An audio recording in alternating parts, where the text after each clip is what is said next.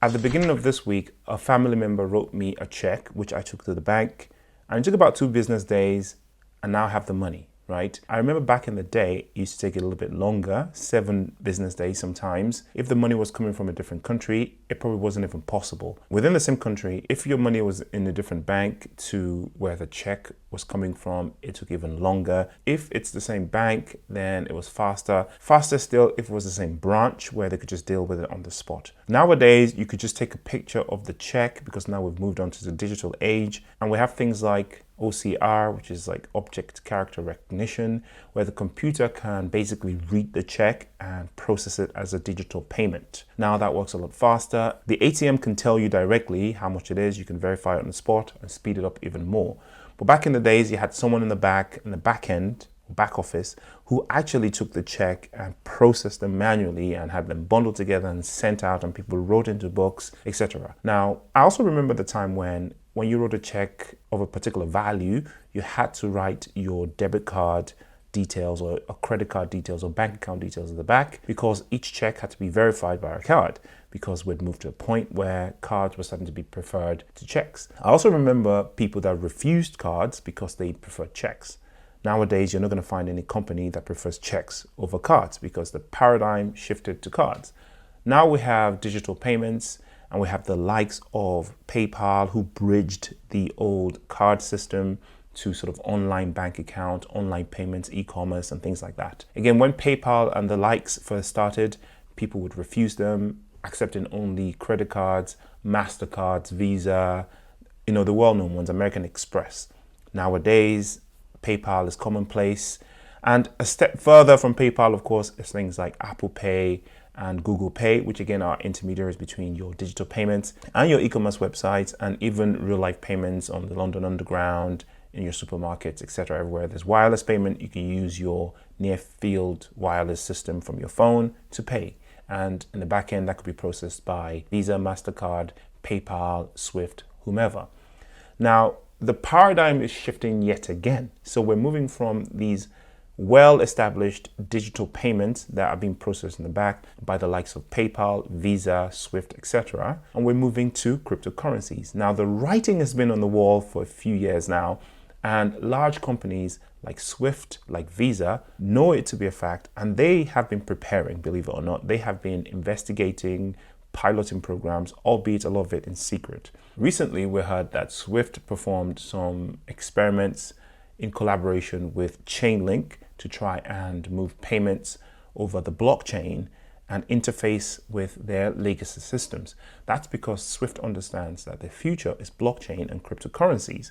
And it's just a matter of time before cryptocurrency payments, especially when it comes to e-commerce, becomes absolutely commonplace. Just like today, PayPal is commonplace, Visa cards are commonplace, MasterCard, credit cards are commonplace. Whereas back in those days, they were seen as innovative, a scam, a fad, something was going to go away, not secure, etc. When it comes to payment, there's always alternatives, right? There are always competitors.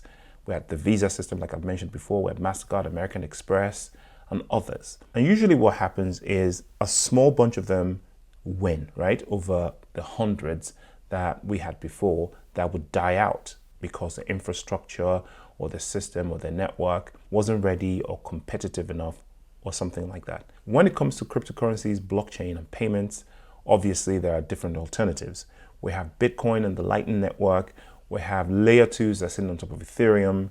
We have Polygon, all sorts, right? We have XRP, XLM, all sorts, right? Now, what will happen, of course, is that as time goes on and as these systems mature, the ones that have the best network, the ones that have the best infrastructure, the ones that have the best ROI for the companies.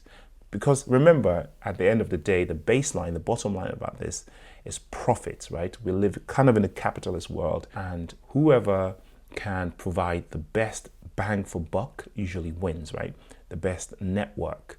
And if you compare something like Bitcoin to XRP, Bitcoin is old, it's slow, it's inefficient, right? Even with the Lightning Network, it's nothing compared to what XRP can do.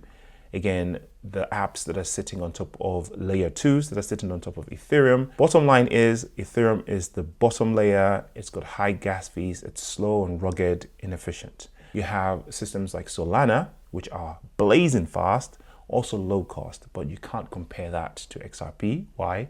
Well, XRP has lower cost. XRP has a better payments network. I think Solana would excel in the metaverse, in the NFT realm, right? Because of the low fees compared to Ethereum. But when compared to XRP, the fees are nowhere near as low.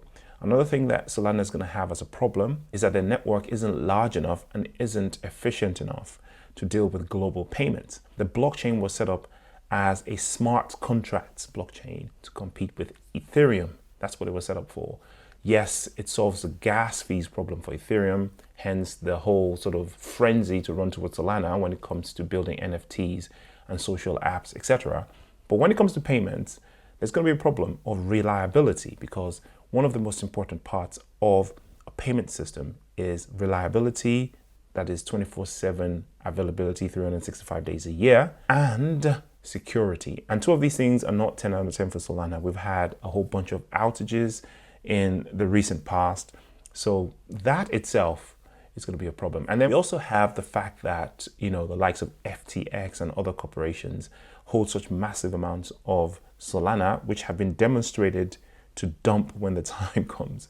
So I don't see any sort of worldwide payment infrastructure putting their business in Solana's hands, because Solana just isn't ready for payments prime time. Yes, you can do one or two websites here and there, but a worldwide network, it's not up to scratch. XRP ticks all those boxes, and I think it's only a matter of time before these other companies that are actively neglecting XRP just maybe come around to it. In my opinion, some of these companies actually know all this stuff that I'm saying, right? There's no way that Visa and Swift don't recognize that XRP has the best payments network. It's ISO 222 compatible. I don't think Solana is. I don't think Lightning Network is. It's ready, it's compatible, it's demonstrated around the world right now. Actual governments are using them. Actual banks are using them, central banks. I'm talking about Palau, Bahrain, Qatar, places in Arabia, in Asia. There's no way that they don't recognize this. However, there are two main things, in my opinion, that makes them stay away from XRP, or at least appear to be staying away from XRP or finding alternatives. The first, of course, is, again, the legal battles that XRP has been going through in the United States. So XRP was delisted by a whole bunch of exchanges. There was a kind of a bad vibe about it. They were just staying away from it because they didn't know what was going on with the SEC and Gary Gensler and all that sort of stuff. The second thing, which I think is actually more important, is the fact that they perceive XRP and Ripple as a competitor. So they see Ripple as coming to take their market share away and attack their core business, which is payments, global payments. If someone is your perceived enemy, you're not going to put your business in their hands, are you? So I think that legacy systems are basically fighting for their position. So we're going to see them continually try to undermine, avoid XRP. But the whole payment systems thing and XRP is inevitable in future. Not financial advice, do your own research. I'll see you in the next video. Peace.